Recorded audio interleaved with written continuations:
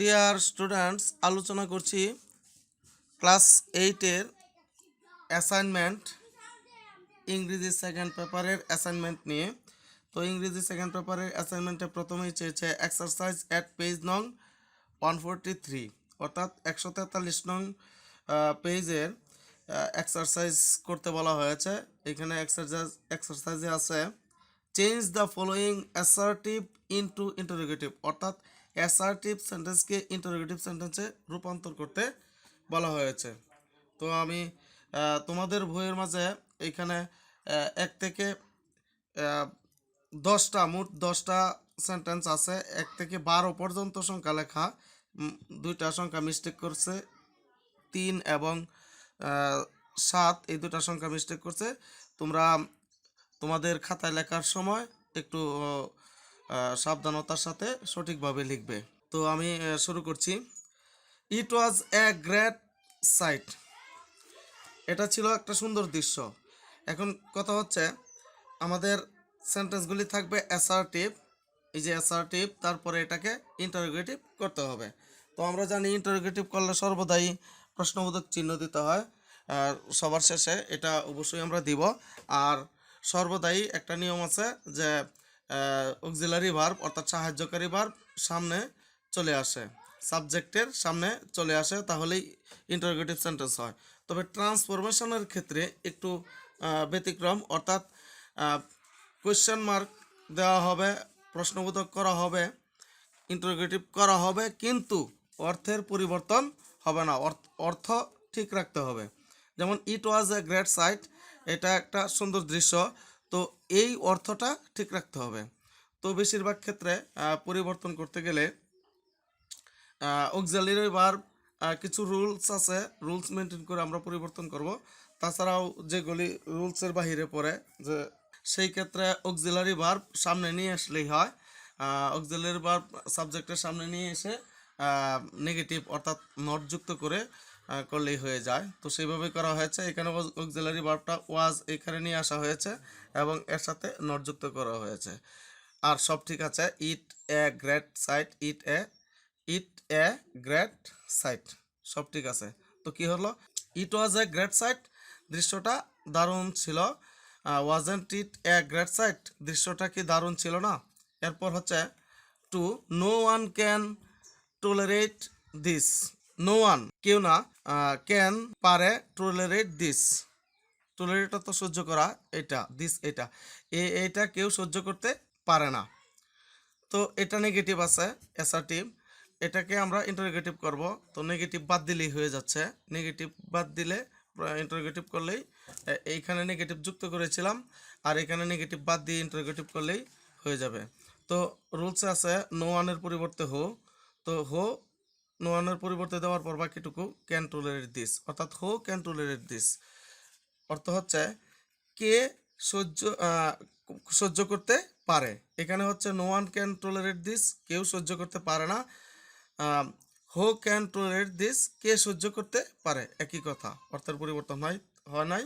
তারপর হচ্ছে 3, Gulliver could hear his watch ticking in his pocket. এরপর গালিভার কুড হেয়ার শুনতে পায়, হিজ ওয়াচ টিকিং তার ঘড়ির শব্দ, ইন হিজ পকেট তার পকেটে। এটাও শুধুমাত্র সাহায্যকারী ভার্ব অর্থাৎ অক্সিলারি ভার্ব সামনে নিয়ে এসে নট যুক্ত করে হয়ে গেছে। Couldn't Gulliver hear his watch ticking in his pocket, Gulliver কি তার পকেটের ভিতর ঘড়ির শব্দ শুনতে পায়? তারপর 4 নং, নোবডি সেলুট দ্য সেটিং সান, অর্থাৎ নোবডি সেলুট কেউ সেলুট করে না, দ্য সেটিং সানস অস্ত যাওয়া সূর্যকে কেউ সেলুট করে না। তো এটাও আমরা ইন্টারোগেটিভ করব। তো এখানে অক্সিলারি ভার্ব নেই, অক্সিলারি ভার্ব না থাকলে আমরা আগে থেকেই জানি যে সর্বদাই ডু, ডাজ, ডিড এই 3টা ভার্ব অক্সিলারি ভার্ব হিসাবে আনতে হয়। তো এই ক্ষেত্রে আরেকটা নিয়ম আছে, ডু, ডাজ, ডিড কোনটা আনা হবে? ভার্বের শেষে যদি এস থাকে তাহলে ডাজ, যদি পাস্ট ফর্ম থাকে তাহলে ডিড, আর যদি এস না থাকে অথবা পাস্ট ফর্ম না থাকে তাহলে ডু। তো এখানে এস আছে, সুতরাং এখানে আসছে ডাজ। আর এটা নোবডি নেগেটিভ ছিল, এটা হয়ে যাবে নেগেটিভ বাদ যাবে, অর্থাৎ নট বাদ যাবে। ডাজ এনিবডি সেলুট, কেউ কি সেলুট করে দ্য সেটিং সান, অস্ত যাওয়া সূর্যকে? এ তো হয়ে গেল, দুটার অর্থ মিল আছে। তারপর 5, it is useless to cry over spelled milk. তো এখানেও সাহায্যকারী ভার্ব অক্সিলারি ভার্বটা এখানে নিয়ে আসলাম, ইজেন্ট ইট, তারপর useless to cry over spelled milk, প্রশ্নবোধক চিহ্ন, এটা হয়ে গেল। তারপর 6, the beauty of nature is beyond description, প্রকৃতির সৌন্দর্য বর্ণনার বাহিরে। তারপর এটাও অক্সিলারি ভার্ব হচ্ছে ইজ, ইজ সামনে এনে ইজেন্ট নেগেটিভ করলাম, ইজেন্ট নেগেটিভ থাকলে নেগেটিভ বাদ দেওয়া হয়, আর পজিটিভ থাকলে নেগেটিভ করা হয়। তো ইজের সাথে নট যুক্ত হয়েছে, isn't the beauty of nature beyond description, প্রকৃতির সৌন্দর্য কি বর্ণনার বাহিরে নয়, হয়ে গেল 6 নং। তারপর 7, everybody has heard of Darwin, প্রত্যেকেই হ্যাজ হেয়ার্ড শুনেছে, অফ ডারউইন ডারউইনের কথা শুনেছে। তো এভরিবডির পরিবর্তে রুলস হচ্ছে হো, হো বসিয়ে দেবা বাকিটুকু, হো হ্যাজ নট, তবে নেগেটিভ অবশ্যই দিতে হবে, হো has not heard of Darwin. তারপর এই যে অক্সিলারি ভার্বের পরে নট দেওয়া হয়েছে। তারপর হচ্ছে he has his dinner at 7 every evening, সে তার রাতের খাবার অ্যাট 7 7টায় খায়, এভরি ইভিনিং প্রত্যেক সন্ধ্যায়। তো এই ক্ষেত্রে হ্যাজটাকে কখনোই অক্সিলারি ভার্ব ধরা যাবে না, কারণ এখানে অক্সিলারি ভার্ব নেই, এই হ্যাজটাই হচ্ছে মেন ভার্ব হিসাবে কাজ করছে। তো হি হ্যাজ এইখানে অক্সিলারি ভার্ব হবে, আমরা জানি অক্সিলারি ভার্ব না থাকলে ডু ডাজ ডিড আনতে হয়, তো এখানে ডাজ আসছে, ডাজ, তারপরে এর সাথে যুক্ত হয়েছে নট, ডাজেন্ট হি, আর এই হ্যাজের সাবজেক্ট দেওয়ার পরে এই হ্যাজের বেস ফর্ম হয়েছে have, doesn't he have his dinner at 7 every evening, সে কি প্রত্যেক সন্ধ্যায় তার রাতের খাবার খায়, সন্ধ্যা 7টায় তার রাতের খাবার খায়। তারপর 9, I told him to practise regularly, আমি তাকে নিয়মিত চর্চা করতে বললাম। এখন এটাও সাহায্যকারী ভার্ব নাই, তো আমরা অক্সিলারি ভার্ব সাহায্যকারী ভার্ব না থাকলে ডু ডাজ ডিড আনতে হয়, তো কোনটা আনবো, এখানে ভার্বের পাস্ট ফর্ম, এই জন্য আসছে ডিড, এর সাথে নট যুক্ত হয়েছে, ডিডেন্ট আই টেল, টোল্ড হয়ে টোল্ডের বেস ফর্ম অর্থাৎ প্রেজেন্ট ফর্ম হবে টেল, তারপরে বাকিটুকু হিম টু প্র্যাকটিস রেগুলারলি। তো didn't I tell him to practise regularly, আমি কি তাকে প্রতিদিন চর্চা করতে বলি নাই।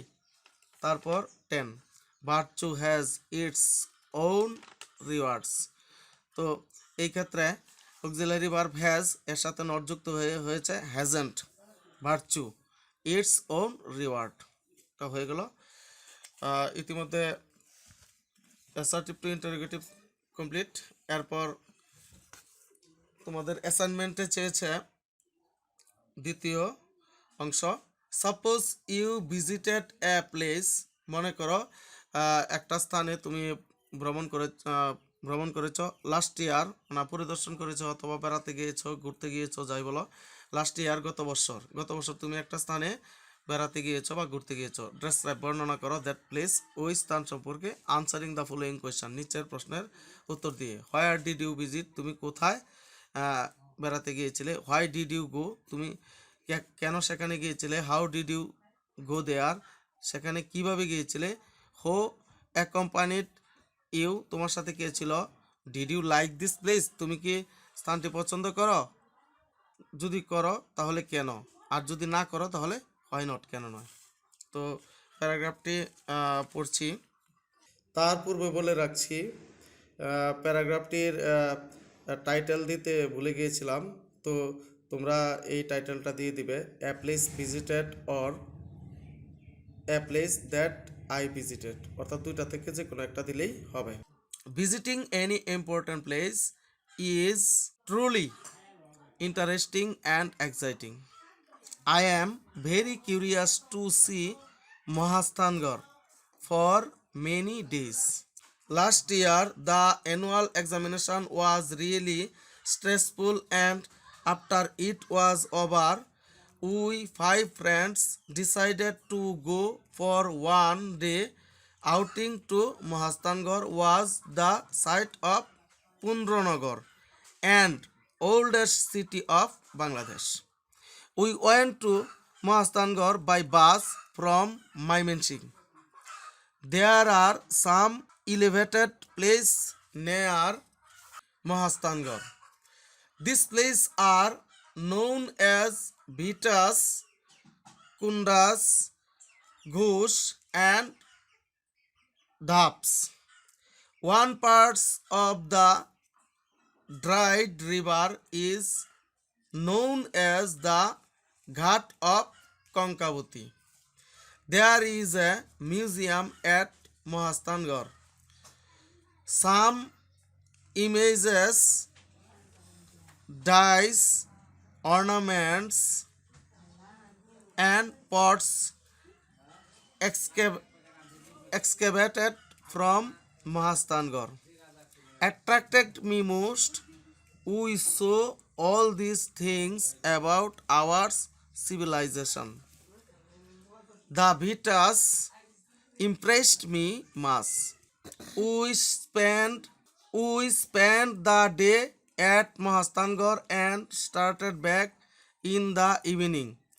I was indeed a rewarding trip, and I really like this place because it carries our history and tradition. ধন্যবাদ। ইতিমধ্যে আমার অ্যাসাইনমেন্টের আলোচনা সমাপ্ত হয়েছে। তোমরা এইভাবে লিখে অথবা একটু পরিবর্তন করে তোমাদের শ্রেণী শিক্ষকের কাছে জমা দিবে। সকলেই ভালো থেকো। আসসালামু আলাইকুম।